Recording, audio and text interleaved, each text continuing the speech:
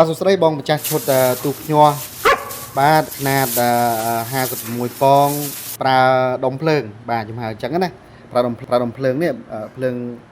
220មកភ្លើង220ម្លែងមក12វ៉ុលចេញពី12វ៉ុលចូលមកកង្ហា12វ៉ុលមានអីចឹងណាបាទហ្នឹងដែលខ្ញុំហៅត direct តផ្ទាល់ជាមួយភ្លើងរត់ចូលដុំភ្លើងមកកង្ហាមានអីទេបើកទៅហាប់រត់ផ្ញើបាទណាបាទខ្ញុំដាក់កាប់ទៅក្រោយបាទយើងបាញ់ទៅចានទឹកអាហ្នឹងបាទនេះបាទគឺកង្ហានឹងវិលចឹងបាទកង្ហាខ្លាំងបាទគាត់ស្ងាត់ហើយគាត់ដាក់ដៃចង់ហើបដូចហោះដូចចង់ដូចដ្រូនមកយើងទាញដៃមកលើចេះបាទនេះអត់មានអីទាំងអស់បាទនេះអត់មានតាក់ទងក្បាលបញ្ជាមានតាក់ទងអានេះខ្សែផ្សេងទេបាទគឺបងឃើញទេបាទបងឃើញនេះអត់មានតាក់ទងទាំងអស់នេះខ្សែនេះចឹងណាឲ្យបងយល់ណាបងយល់តិចទៀតគុំយល់ទៀតបាទហាបងខូចហើយបាទនេះខ្ញុំផ្ញើជូនបងវិញបាទចុះក្បាលបញ្ជានេះមានអីបបាបើមើលនេះខ្សែភ្លើងខ្សែក្រហមខ្មៅភ្លើងចូល220ខ្សែលឿងខ្មៅភ្លើងចេញ220បាទអំពូល220ឬរេស្តង់កម្ដៅ220ឲ្យដល់គ្រឿងទទួល220បងដាក់កន្លែងនេះទាំងអស់បាទតែកង្ហានេះមិនបាទខាងនេះគឺវិល24ម៉ោងមកណាបាទទូហ្នឹងពេលខ្ញុំតម្លើងលក់ក៏លក់ខុសតម្លៃទូធម្មតា10000ដែរដោយសារទី1គឺឧបករណ៍ទី2ពិបាកតម្លើងវាខាត់ពេលតម្លើងជាងទូប្រើកង្ហាបិទបើកកង្ហាហ្នឹងវិល24ម៉ោងមកយល់ពី24ម៉ោងហ្នឹងមិនមែនវិល24ម៉ោងឈប់ទេគឺវិលរហូតមកវគ្គបងឲ្យភ្ញាស់21ថ្ងៃឬ25ថ្ងៃហ្នឹងគឺវិលរហូតមកអត់មានឈប់ទេណាកង្ហាហ្នឹងបាទធ្វើឲ្យទូសពខ្យល់ល្អបាទអញ្ចឹងខ្ញុំប្រៀបធៀបទៅមកអញ្ចឹងណាបាទបងយល់ណាអញ្ចឹងកង្ហានេះ24ម៉ោងឲ្យវិល24ម៉ោងរឿងកង្ហាចំពោះក្បាលបញ្ជានេះគឺបិទបើកទៅអំពូលកម្ដៅនេះបាទឥឡូវខ្ញុំចាប់ដើមតអំពូលជាក់ស្ដែងណាតក្បាលបញ្ជាដើម្បីបញ្ជាទៅអំពូលបិទបើកដើម្បីឲ្យមានកម្ដៅបាទអញ្ចឹងខ្ញុំជូនដូរម្ដងគៀបងតែអញ្ចេះដើម្បីវាជាតម្រុយតភ្លើងនឹងជូនបងណាបាទខ្ញុំមិនឲ្យខ្សែទេតែខ្ញុំទុកជាតម្រុយខ្ញុំកាត់ខ្សែទុកមកទឹកកតុយណាបាទបងនេះតចាក់ស្ដែងជូនបងចាមែនទេភ្លើងចូល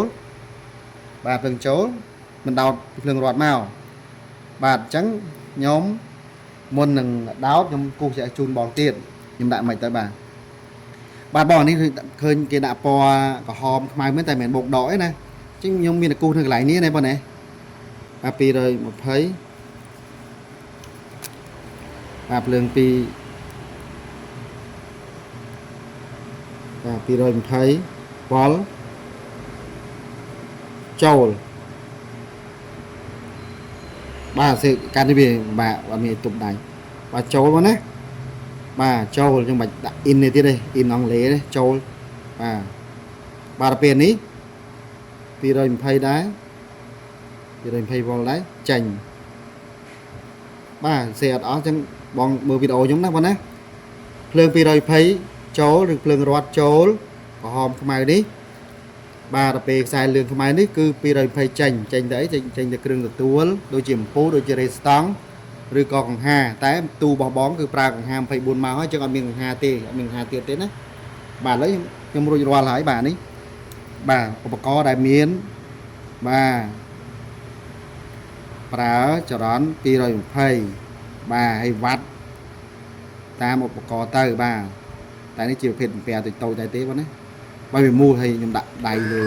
ខ្លួននេះវាអង្គើបាទសេតិចបាទបងនេះបាទហ្នឹងអាហ្នឹងគេហៅអីគេហៅគ្រឿងទទួលហ្នឹងផ្សេងជាងបងទៀតបងយល់ហើយអត់តែខ្ញុំជឿថាបងយល់ហើយតែវីដេអូធ្វើឲ្យវែងបាទអញ្ចឹងទៅដើម្បីបងប្អូនផ្សេងបាទហ្នឹងហៅគ្រឿងទទួលណាបាទគ្រឿងទទួលគឺគ្រឿងដែលយើងប្រើប្រាស់ហើយទទួលបាទធម្មពលពីភ្លើងបាទពីភ្លើង220ភ្លើងរត់យើងហៅអញ្ចឹងទៅគេហៅថាគ្រឿងទទួលអញ្ចឹងមិនមែនអំពូលទេកង្ហាឆ្នាំងបាយកាសៀវដាំទឹកឆ្នាំងអ៊ុតអីហ្នឹងគេគ្រឿងទទួលហ៎បាទអញ្ចឹងណាអូខេឥឡូវរួចហើយបងនេះខ្ញុំដោតចាក់ស្ដែងតែម្ដងបាទអញ្ចឹងបងអត់មានអីគ្រោះថ្នាក់ទេបាទនៅខាងនេះអាចគ្រោះថ្នាក់បន្តិចបាទតែយើងកុំប៉ះទៅវាបាទអញ្ចឹងមកអញ្ចឹងបងត្រូវសេរីក្បាលបញ្ជាឲ្យដើរបាទក្បាលបញ្ជាពីរោងចក្រមកគឺ20បញ្ជាឲ្យទូបញ្ជាក្បាលបញ្ជាបើកណាចុចបើកនេះឃើញតម្លៃបញ្ជាបើកចុចខាងស្ដាំហ្នឹងណាតម្លៃបញ្ជាទូបិទអញ្ចឹងអា20និង30ចុះអត់ដើរទេដោយសារសីតុណ្ហភាពយើងវា27 28 30បាត់ហើយអញ្ចឹងអត់ដើរទេអញ្ចឹងបងត្រូវសេរី តម្លៃឲ្យទូបាត់មុនគេបាទគឺទៅយើងសេរីអានេះមុនណាបងចុចប៊ូតុងនេះព្រួយចូលនេះជាប់បាទអញ្ចឹងក្បាលបញ្ជានេះសារឡើងវិញបងណាបងប្អូនទាំងអស់គ្នាដែរបាទគឺដើរតួ2មួយដើរតួជាតែ1ម៉ែត្រដូចយើងតែ1ម៉ែត្រអញ្ចឹងបាទមានន័យនេះសីតុណ្ហភាពជាក់ស្ដែងក្នុងហាងរបស់ខ្ញុំនេះគឺបាទគឺ30.7.8 អង្សាសេណាបាទសីតុណ្ហភាពជាក់ស្ដែងវាដើរតួជាតែ1ម៉ែត្របងប្អូនយល់ទេដើរតួជាឧបករណ៍ឲ្យយើងដឹងកម្ដៅហើយឧបករណ៍នេះដើរតួមួយទៀតមានតួនាទី2ណាតួនាទី1ទៀតគឺជាឧបករណ៍កំណត់កម្ដៅឲ្យបើកឲ្យបិទបាទបញ្ជាទៅទូញាស់យើងហ្នឹងឲ្យបើកកម្ដៅហើយនឹងឲ្យបិទកម្ដៅមានតួនាទី2បាទអញ្ចឹងតួនាទី1គឺសីតុណ្ហភាពតួនាទី2គឺឲ្យបើកឲ្យបិទហើយដើម្បីឲ្យបងបាទហើយដើម្បីឲ្យក្បាលបញ្ជាបើកបិទតតែបងប្អូនកំណត់តម្លៃបាទអញ្ចឹងដើម្បីកំណត់តម្លៃឲ្យបើកបិទគឺសូមអនុវត្តដូចតទៅបាទបងប្អូនណាគឺសូមចុចតម្លៃបិទមុនបាទតម្លៃទូឲ្យក្បាលបញ្ជានេះបិទភ្លើងណាបាទឬបិទកុំឲ្យបិទបើកកម្ដៅនេះមុនបាទគឺចុចប៊ូតុងខាងស្ដាំនេះបាទស្ដាំដៃបាទស្ដាំដៃខាងនេះបាទចុចជាប់ភ្លើងលោតពេលនេះបងប្អូនសេរីតម្លៃបានបាទចុចជាប់សេរីតម្លៃឡើងណាអញ្ចឹងជាបទពិសោធន៍សម្រាប់បានជានេះសម្រាប់ទូខ្នាតបងគឺយកតម្លៃ 37.6 បាត់បាទបងប្អូនលេងដៃទៅជាប់អញ្ចឹងតម្លៃបញ្ជាឲ្យទូបិទកម្ដៅឬក៏បានបញ្ជាឲ្យបិទកម្ដៅគឺនៅសីតុណ្ហភាពបាទបងប្អូនចុចទៅឃើញនឹងតម្លៃហ្នឹងនេះបាទគឺតម្លៃ 37.6 ពេលយើងចុចកំណត់ឲ្យដឹងតម្លៃបិទ 37.6 ហើយស្រាប់លេងដៃមកលោតមកចេះវិញបាទ 30.7 នេះបាទ 30.7 គឺជាតម្លៃជាក់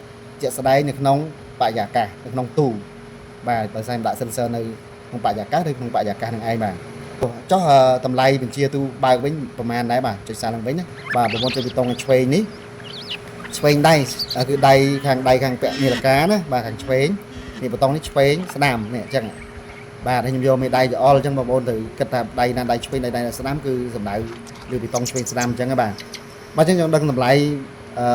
បញ្ជាទូបើកគឺបងប្អូនចុចប៊ូតុងទៅប៉ាត់នេះគឺ20អញ្ចឹងអត់បញ្ជាទូបើកទេដោយសារកម្ដៅជាក់ស្ដែងវា30កដកសញ្ញា7ហើយអញ្ចឹងអត់បើកទេអញ្ចឹងដល់បងប្អូនកំណត់តម្លៃបញ្ជាទូបើកបាទអញ្ចឹងខ្ញុំសុំកំណត់តម្លៃបញ្ជាទូបើកដូចទៅបងណាគឺបងចុចប៊ូតុងឲ្យជាប់បាទភ្លើងគឺភ្លើងរត់ផ្លែមាននេះបងសេរីបានហើយបាទអញ្ចឹងសេរីតម្លៃ37បាទ7.1បាទ7.1នេះគឺជាការថ្លឹងបាទញ៉ាប់ទូຂະຫນាតបងនឹងយកຂະຫນាតបាទទូបងຂະຫນាតតូចនេះបើសិនជាទូຂະຫນាតធំបងយក 37.1 បាទបើទូបងត្រឹមថា50ពងចុះបងយក 37.0 បានហើយបាទតែខ្ញុំយកបាទបងតន់នេះបង 37.1 37.0 ហ្នឹងបាទចឹងបើទូបងតូចដែរបើឃើញពូបងយកទៅ40វ៉ាត់អីហ្នឹងបាទតូចចឹងបងយកកម្ដៅទូបើក 37.0 ទៅបាទណាដើម្បីបានខ្ញុំដាក់កូនតោតផងបាទចឹងសរុបមកវិញទូបងមានតម្លៃ 37.0 បញ្ជាទូបើកនិង 37.6 បញ្ជាទូបិទពេលនេះគឺដើរហើយបាទអញ្ចឹងនេះសាកទៅសម្រាប់បងប្អូនខ្លះអត់ដែលដឹងថាវាដើរយ៉ាងម៉េចបាទតែជាមួយធ្វើកម្ដៅឡើងដល់ 37.6 វាបិទណាបាទកម្ដៅលឿនបាទជាក់ស្ដែងតែម្ដងមកវីដេអូវែងតិចទៅបាទជាបទពិសោធន៍ដែរបាទជាបទពិសោធន៍សម្រាប់បងប្អូនដែលអត់ដែលតម្លើងទូខ្ញុំក៏ចង់ស្វែងយល់ដែរណាបាទនេះខ្ញុំដាក់ឲ្យក្បាលអំពូលទៀតដោយសារវាបាទនេះអូឡើងលឿនបានលើខ្ញុំដាក់ជាប់អំពូលតែម្ដងអំពូលក្តៅបាទអញ្ចឹងនេះ 37.6 បិទតែពេលវាបិទហ្នឹងគឺវារត់ឡើងលើអញ្ចឹងដោយសារខ្ញុំដាក់ក្បែរអំពូលពេកមិញណាបាទអញ្ចឹងពេលបងប្អូនដាក់នេះក្នុងទូដាក់នៅបាតទូឲ្យឆ្ងាយពីអំពូលអញ្ចឹង sensor នេះគឺវាស្រូបបរិយាកាសក្នុងទូខ្ញាស់តែម្ដងបាទហើយក៏ត្រូវតែដាក់ក្នុងទូខ្ញាស់ដែរបាត់ទូគឺផ្សេងណាបាទឬច្រឡំអត់បានដាក់ក្នុងទូបាទខូចទូអញ្ចឹងដែរបាទអញ្ចឹងខ្ញុំថតបែបនេះបាទតាំងពីតខ្សែភ្លើងរហូតដល់ឥឡូវនេះមិនដឹងហានោះបាទគឺដើររហូតបាទកង្ហានេះគឺវិលរហូតបាទសាច់និយាយសារឡើងវិញបាទពេលវិលរហូតបងដាក់ក្នុងទូទៅគឺធ្វើឲ្យខ្យល់ក្នុងទូសប់ល្អបាទបំបត្តិក្លិនបាទมันល្អក្នុងទូពេលកូនមាន់ញាស់អីនឹងទៀតបាទធ្វើឲ្យខ្យល់អត់ស្ទះចរាចរណ៍ទាំងខ្យល់ទាំងកម្ដៅអត់ស្ទះចរាចរណ៍ធ្វើឲ្យទូហ្នឹងបាទមានលក្ខខណ្ឌមួយល្អជាងកង្ហាដែលបិទបើកបាត់ណា តែមិនមានន័យថាហាបិទបើកនឹងតបធ្វើខុសឬក៏មិនល្អទេគ្រាន់តែវាភាសាជាងជាពិសេសបងប្រើទូដែលមានចន្លោះខ្យល់តិចតួចមិនសូវខ្យល់ច្រើនណាបាទពូនេះភ្លឺរហូតអញ្ចឹងបាទដាក់សិនបានបិទបើកហ្នឹងបាទសាំងវិញទៅឡើងចុះឡើងទៅបាទដើម្បីបងប្អូនយល់បាទអញ្ចឹងបងខ្ញុំបាទបាត់អញ្ចឹងអានេះខ្ញុំត direct តែឥឡូវដល់ពេលយើងបំពាក់ក្នុងទូយើងធ្វើមិនបាទគឺយើងត្រូវកាត់ខ្សែនេះដើម្បីភ្ជាប់ជាមួយនឹងអានេះកុំឲ្យវាបាទដុយពីរយើងប្រើដុយតែមួយហ្នឹងបាទណាអញ្ចឹងគឺយើងធ្វើអនុវត្តបែបនេះបាទបាទខ្ញុំបិទភ្លើងដកភ្លើងទាំងអស់មកទាំងភ្លើងទូទាំងភ្លើងដុំភ្លើងហ្នឹងអញ្ចឹងបាទបងប្អូនអានេះមិនភ្លើងទូបងអញ្ចឹងបាទដល់ពេលនេះនឹងខ្សែភ្លើង220នេះអញ្ចឹងបងមានភ្លើង2ចេះអាមួយនេះទៅក្បាលបញ្ជាទៅកង្ហាដល់មួយនេះមកដុំភ្លើងបញ្ជាទៅបាទមកដុំភ្លើងហើយទៅកង្ហាបាទអញ្ចឹងខ្សែនេះមិនមកពីភ្លើងបាទនេះខ្សែនេះមិនដូចនឹងភ្លើងមួយចូល220ចូលបាទដល់ខ្សែនេះមិន220ចូលដែរទៅដុំភ្លើងបាទឥឡូវធ្វើម៉េចកុំឲ្យមានដូច12អញ្ចឹងបាទគឺបងត្រូវតែប្រគប់កន្លែងនេះបាទមានន័យអញ្ចឹងខ្ញុំដោះនេះចេញចេះបាទខ្សែនេះបងមិនកាត់បាទអញ្ចឹងខ្ញុំកាត់ឲ្យវែងអញ្ចឹងមកបងគង់ចោលនេះទេបាទខ្ញុំជឿបងចោលនេះដើម្បីដាក់ខ្សែវែងខ្ញុំកាត់ប៉ុណ្ណេះចុះនេះនេះណាបាទអញ្ចឹងបងមើលតាមនឹងទៅបាទនេះខ្ញុំតបញ្ជាក់ឡើងវិញបន្តជាតម្រុយឲ្យតែបងយកទៅខ្សែខ្លីអីមិនដល់អីពីឧបករណ៍មួយសំបងឆ្នៃតបន្ថែមខ្លួនឯងបាទបងតចាត់បញ្ញែងផងគឺត្រូវមានបាទកែនរោខ្សែភ្លើងឬក៏ស្កតខ្សែភ្លើងអីត្រឹមត្រូវបងណាមុនយើងដើរភ្លើងតែអញ្ចឹងបាទគប់ស៊ីហ្វីហើយបាទគប់ស៊ីហ្វីបាទទូសេបូកន្លែងខ្លះក៏បាទមិនអីពេលខ្លះក៏ខូចបាទឧបករណ៍ភ្លាមជាឧបករណ៍ប្រភេទភ្លើង12វ៉ុលណាភ្លើងអាគុយគឺវាខូចលឿនបាទខ្សែនេះហៅស្ពាន់រស់បាទអញ្ចឹងបាទលើបងខ្ញុំមកភ្លើងចូលនោះមិនតដូចនេះឥឡូវខ្ញុំសុំតនេះសារបើឲ្យមានដូចដែរបាទមានអញ្ចឹងណាបាទសារបើឲ្យមានដូចខ្ញុំកាត់វានេះមិនសល់នេះអញ្ចឹងខ្ញុំតចា